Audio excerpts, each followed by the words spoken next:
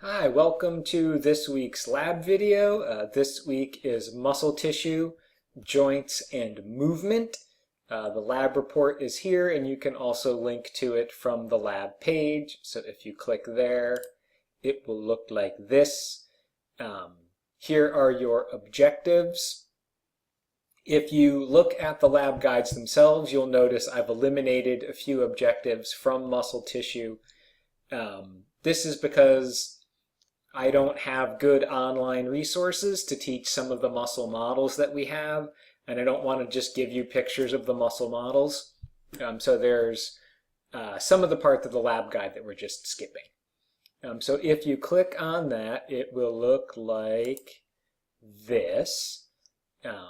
So it's identifying the different kinds of muscle tissue, cardiac, smooth, and skeletal muscle, and then knowing the description of each, basic descriptions, plus knowing the different connective tissue types that you find within a muscle. It really should be muscle, not muscle cell there. And then these two are the ones that are not on the lab page because we're skipping those. I am going to scoot down to the page that has what you need to know.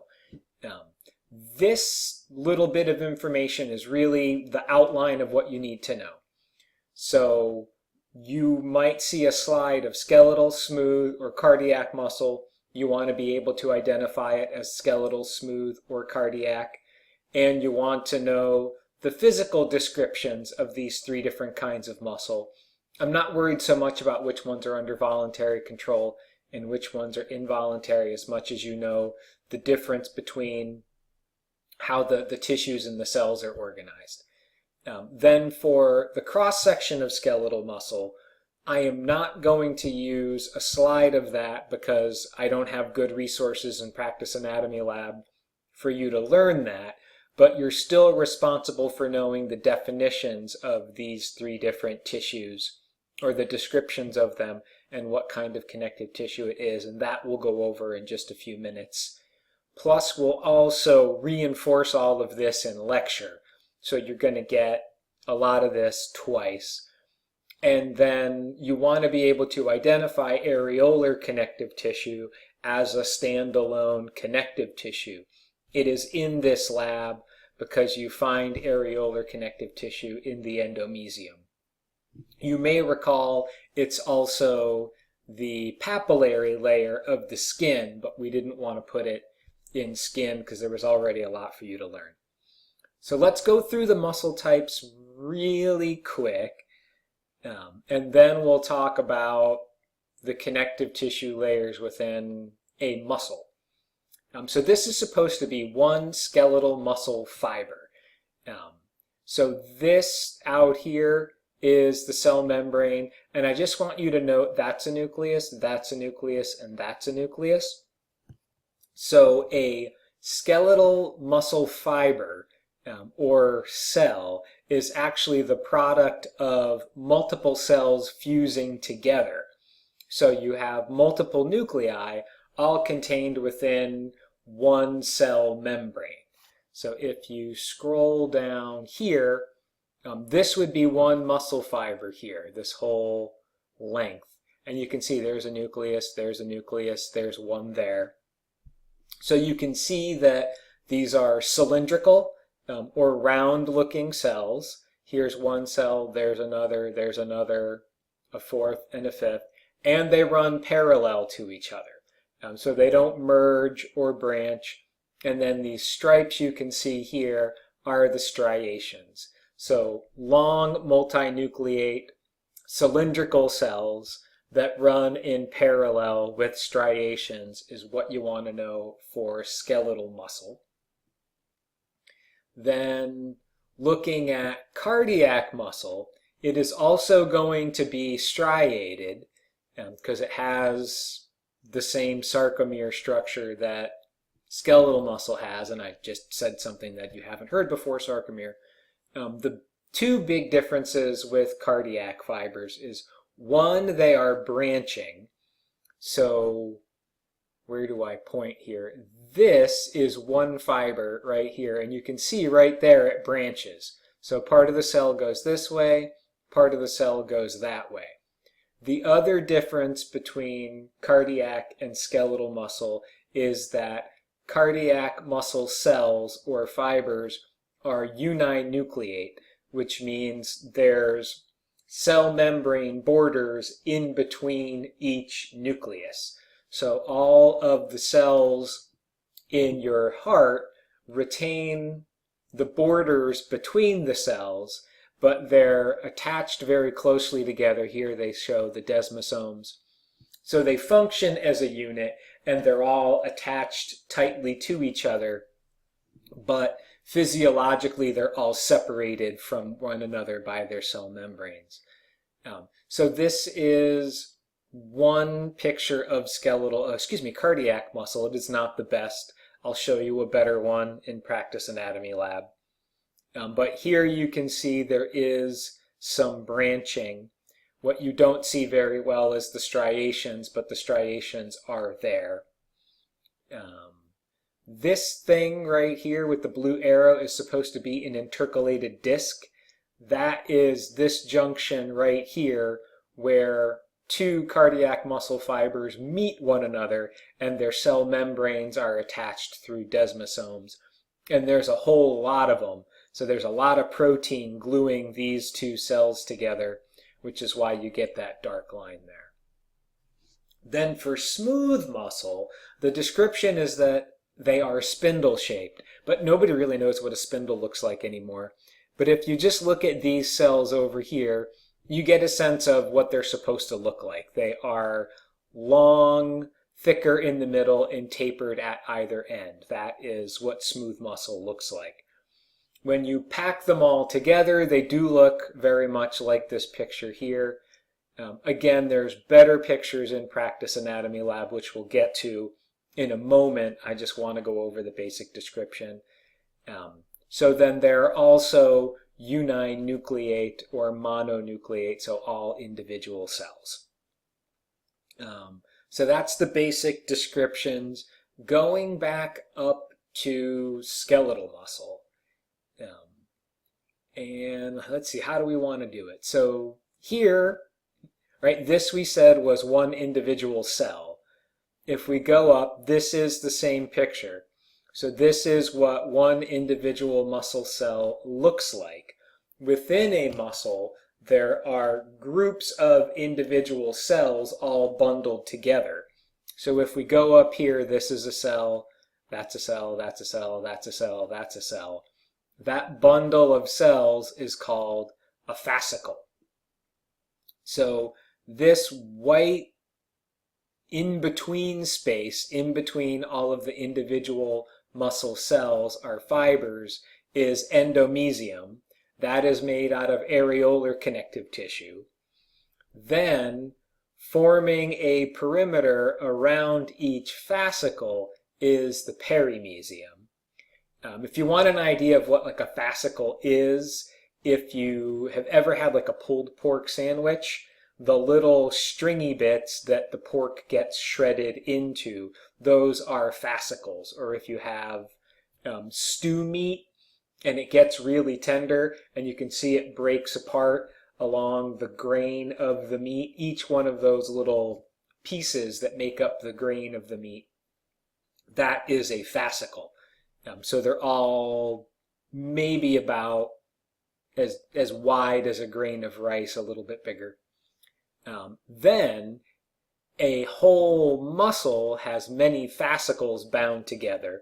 So if this is one fascicle here, then this is one fascicle there, and then the muscle is many, many fascicles all bound together. And around the outside of the whole muscle is the epimysium.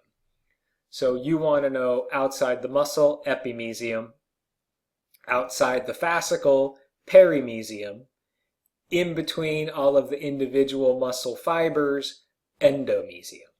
And then know epimysium, dense regular connective tissue, perimysium, dense regular connective tissue, endomysium, areolar connective tissue, which looks like this here.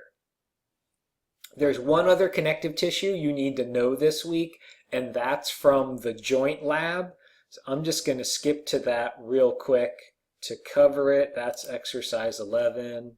And sorry, I should have been at the end. So dense regular connective tissue we did as part of the skin, or excuse me, irregular. This is dense irregular connective tissue. Up here is dense regular connective tissue. And it does look pretty much just like the picture there. It is lots of parallel collagen fibers that are secreted by the fibroblasts.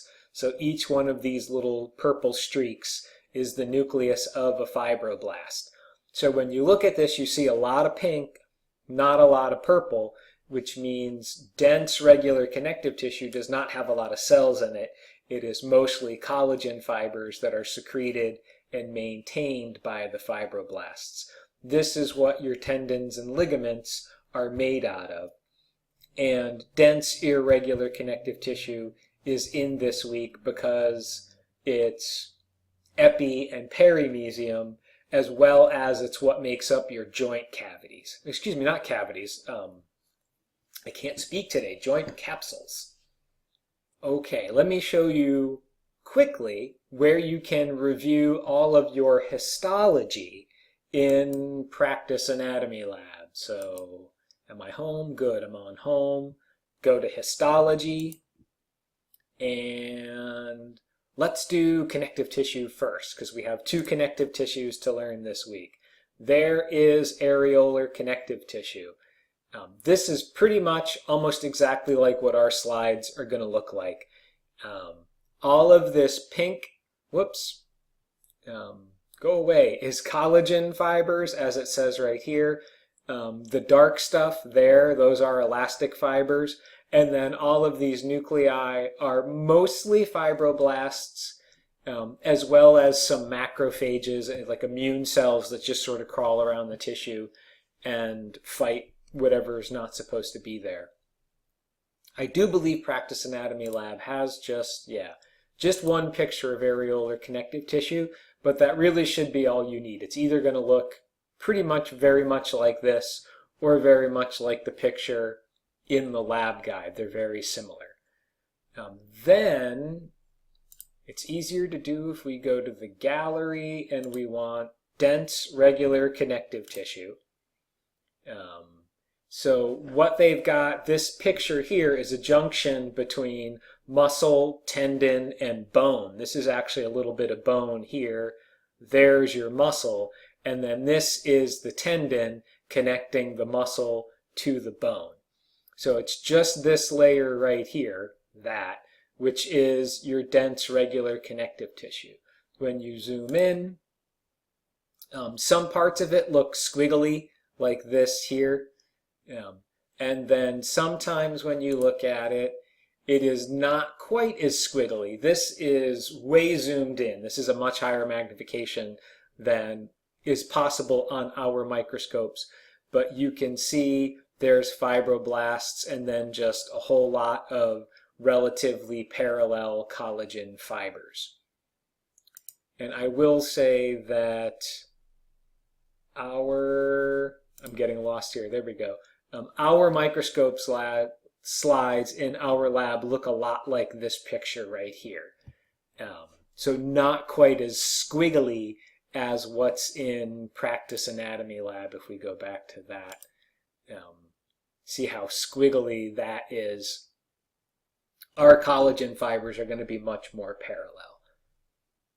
So now, muscle types. Back to histology. Muscle tissue has its own section. So first up, skeletal muscle. I'll point out which magnification is probably what you can expect. This is a low magnification view, but you can see looking at it that the fibers all pretty much run parallel to each other. Here you're zoomed in a little bit more, and this is pretty close to the magnification that we would have in lab. So here you see 1, 2, whoops. very many different muscle fibers. I won't count them off, but you can see they all run straight up and down, parallel to each other, and they're striated. So the striations are running horizontally across the surface. And this is one fascicle because there's the perimysium around it. So this is probably a good image to study. If you zoom in closer, this is higher magnification than we would have in our lab, but now the muscle fibers are running horizontally and Skeletal muscle fiber. Well, I'll just leave the blue there. The muscle fibers are running horizontally now and the striations are running vertically, and you can see all the different nuclei. So that's your skeletal muscle. Pretty easy to spot. This is one that you don't need to worry about, but it's got the cross section. Oh, so I could have done the connective tissue, but I'm still not going to. More skeletal, cardiac. So this is low magnification, not a really good picture for us. Slightly higher. This is the picture I like. This is higher magnification than what we have in lab, but this blue stain is the same stain that we are going to use in lab, so it'll work very well for us. But if you just look, like these little gaps here and there, you just want to imagine that these are branch points or splits, where one cell is splitting into two, or maybe like it almost looks right here, like two cells are coming together. So when you look at this, you can see the striations, but you don't see lots of long parallel lines, so you are to assume that there's some branching going on. So it's cardiac, but not skeletal muscle, because it's striated but branching. The other thing I'll point out is like here, there, those are the intercalated discs. So those are the actual borders in between one cell and another cell, demonstrating that the cardiac muscle is composed of individual cells, or mononucleate, uninucleate cells. So I like that picture to study for the lab. Here's another one, again, intercalated discs, and you can see some branching and splitting here. There's a nice branch point right there.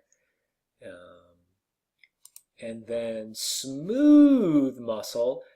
This picture is really just for context. This is the small intestine of some animal, actually the duodenum of the small intestine. And this layer here and that layer there are both smooth muscle layers. We are going to look at this layer because we want to see the cells longitudinally. This is cut in cross section. So this is about what it's going to look like in our lab. So it looks, whoops, don't look at the blue layer, look at the streaky pink layer on the right. That's about what smooth muscle is going to look like in our lab. It is very similar in appearance to dense regular connective tissue. The difference being there's a lot more nuclei here. So here there's a whole bunch of purple nuclei, and when we looked at the dense regular connective tissue, it was mostly collagen fibers with only a few scattered nuclei. So you just want to imagine that, sorry, I wish I could mouse over that without getting the purple. Right, each one of those purple nuclei on the right represents an individual spindle-shaped cell. So you just sort of need to imagine the cells that are there. So that sums up what you need to know, or most of what you need to know from this lab guide. Again, your areolar connective tissue, that's another example of it. But it is this stuff here. So skeletal, smooth, cardiac, be able to identify it, know the description. Areolar connective tissue, be able to identify it. And then know the definitions and the connective tissue type that epimysium, perimysium, and endomysium are made from. And this stuff here don't worry about, because I don't want to just show you pictures of models. So that's it for that lab. None of this, by the way, is in your lab report because I couldn't think of anything worthwhile to have you do for this. I mean, I'm not going to make you construct muscle cells out of clay. That just seems like busy work. So that's it for exercise 12. Then we go to exercise 11, which is joints. And again, for that, it's functional and structural categories of joints that we went over in lecture, and then different synovial joints and regular joints. It really should just say joints, and body movements. So I'm going to start with body movements because that informs how our different synovial joints are going to work. And these movements are going to be different than what we covered in lecture because, well, you'll see when we get to them, the direction of the movement is now important. So now we're on exercise 11. If we go to the top again, it's this. So the functional and structural categories should be familiar, right? It's synarthrosis, amphiarthrosis, and diarthrosis. So that's just a review of what we did in lecture. And then the structural classifications or categories are fibrous joints, cartilaginous joints, and synovial joints.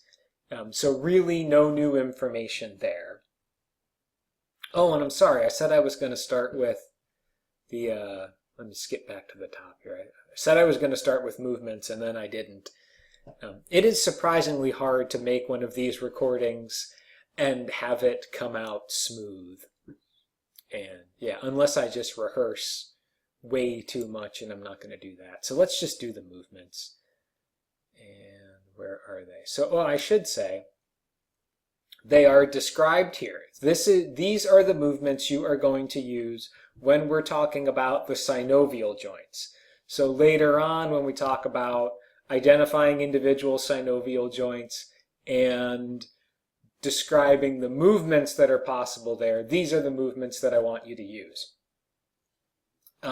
And the reason why we use these and not like uniaxial or multiaxial or rotation is that these terms are directional specific and are more appropriate for describing how muscles function. And that's what we are getting to next week. So we'll start with flexion and extension. The way you want to think of flexion is two bones are getting closer together, or you're decreasing the angle between two bones. So for your knee, let's start with the knee. If it's straight, it's extended. If you decrease the angle from 180 degrees between your lower leg and your upper leg, or your calf and your femoral region, that is called flexion. So bending at the knee is flexion, bending at the elbow is flexion, and then for the shoulder, you just want to imagine the humerus getting closer to your chest.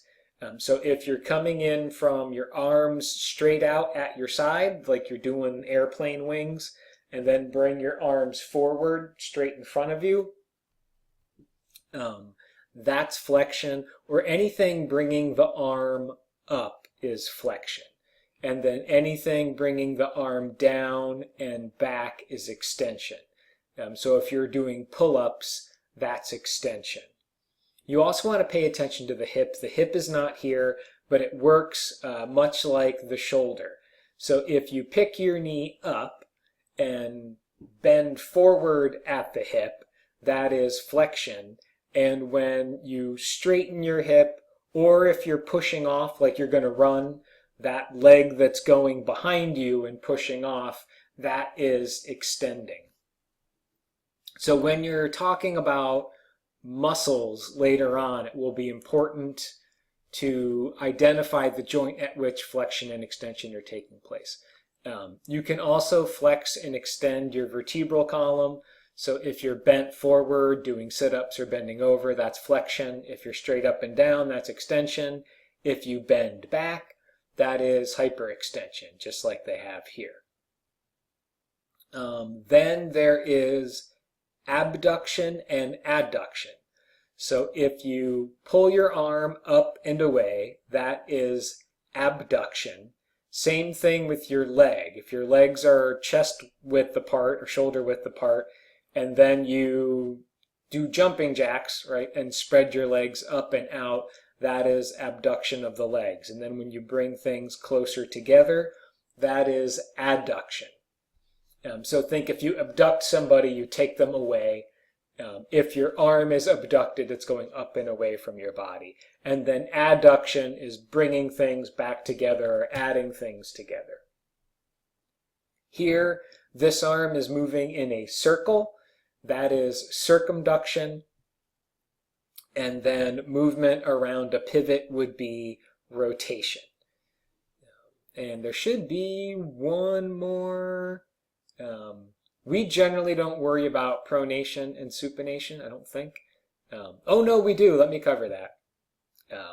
So it's hard to see how they have it here.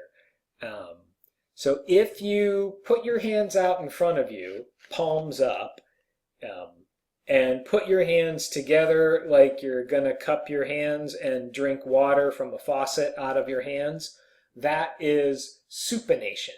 So think like you're holding a bowl of soup. And then if you turn your hands over palm down, so you can look at the back of your hand, that is pronation. So you do want to know those. And then the foot we want to know. So if you point your toe down, like you're standing on your tippy toes, that's plantar flexion. So you're flexing your foot in the direction of the plantar region. And if you point your toe up towards your chin, like you're taking off your winter boots, that is dorsiflexion. That we want to know. Inversion, eversion, movement of the mandible, and apposition of the thumbs, we're not going to worry about. So on the quiz next week, you might see these images or similar images, and you want to be able to identify the movement when you see them. And again, this is important for us because muscles only move joints in one direction. So when we're talking about what muscles do, we need to differentiate between flexing the knee and extending the knee. So we can't just say uniaxial angular movement. We need to be specific about the direction of the movement. Okay, so we've done movement. Let's look real quick for a moment at your lab report. So if you click on the lab report, I won't go back to, what is that called? The browser to show you it. This is your lab report. It's just joints this week. So again, describing the 3 functional categories, review from lecture. Describing the 3 structural categories, review from lecture. Then you want to be able to identify these 4 different synovial joints, A, B, C, and D. Those we still need to go over. And then I have an activity for you to do using your modeling clay, sculpting the ligaments that are listed here and taking pictures of those. So you don't have to list or know every ligament associated with each of the joints. These are the major ligaments here. And I will point out when we get to practice anatomy lab that they don't label the glenohumeral ligament because it's actually kind of mixed in together with the joint capsule, so it doesn't show up very well. So if you can't find that in practice anatomy lab, don't worry. So that was a quick preview of the lab report. I just flipped back, to this is your lab guide for exercise 11. So scroll all the way down to, I basically just wanted to fast forward to which joints you're going to see and what you want to know.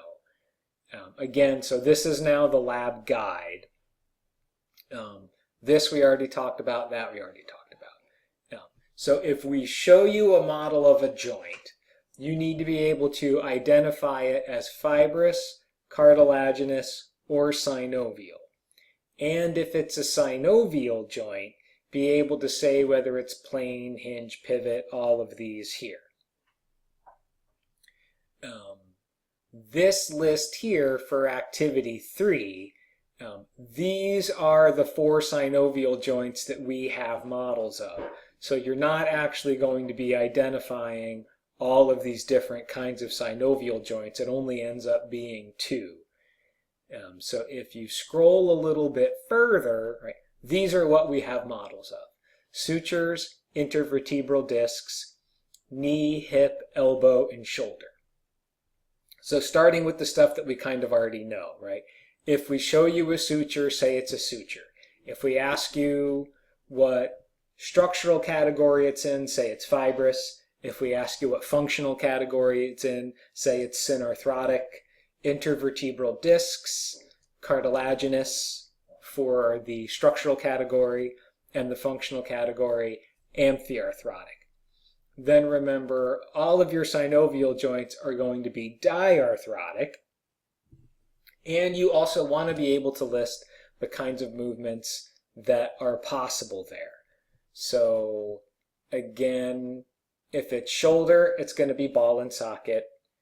And then you might remember from lecture, ball and socket is multi-axial angular movement and rotation and circumduction, so everything.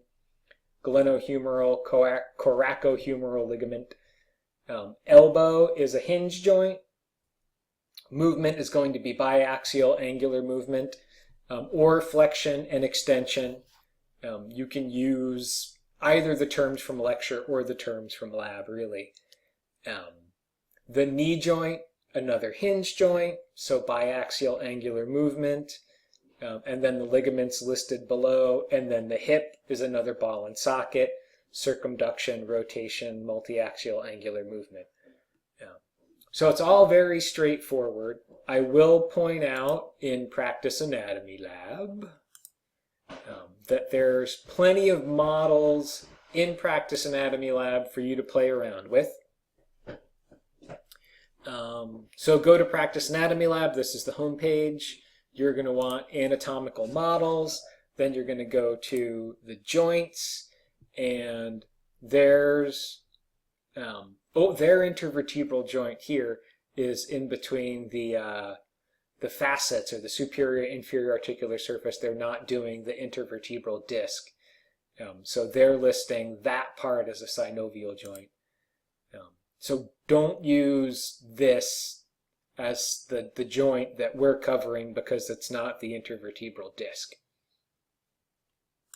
But again, so there's the shoulder, and it's got, again, what we would call the glenohumeral ligament. They're just calling the articular capsule. The glenohumeral ligament goes kind of all the way around the glenoid cavity and the head of the humerus. But there's your coracohumeral ligament there. So you can scroll through all of these different pictures of the shoulder joint. Then it's elbow, and then it moves on to the hip. I won't go through all of them, but they've got all the same ligaments, ischiofemoral, that should be iliofemoral, and then pubofemoral is on the front. So these images right here are almost exactly like the models we have, so it should be pretty easy to study these images and then be able to identify shoulder, elbow, hip, and knee. And I think that's just about everything. Let me go back to exercise 11, lab guide, back to the top, right? We covered our categories, we covered all of our joints, and we covered our movements. And then remember, let me just say this again. Sorry, this is taking too long. I don't want to go past it. These are the models we have. So your lab report is these four, because I don't want to have to do everything, but remember you still want to know your intervertebral discs and your sutures. So again, just to look at the lab report real quick, where did that go? It's basically just reviewing the different classifications of joints and our four different synovial joints. So just type in the answers for that. And then these four joints, you're modeling the ligaments out of clay. So you should have pictures that look something like this. So here's two pictures that I made of the knee. There's my anterior cruciate ligament, my lateral collateral ligament, and then the posterior view, my posterior cruciate ligament, and my medial collateral ligament. It really ought not take that long, but it does give you something to do. Your model is small, the ligament names are long, so you can abbreviate just like I did here. But fill that out, turn it in. But don't forget to study your muscle types, your connective tissue and areolar tissue from exercise 12. I just didn't put it in the lab report because I don't know what you would do, like make muscle cell models out of clay, which I could probably have you do, but that just seems like busy work. So that's it. Let me know if you have any questions.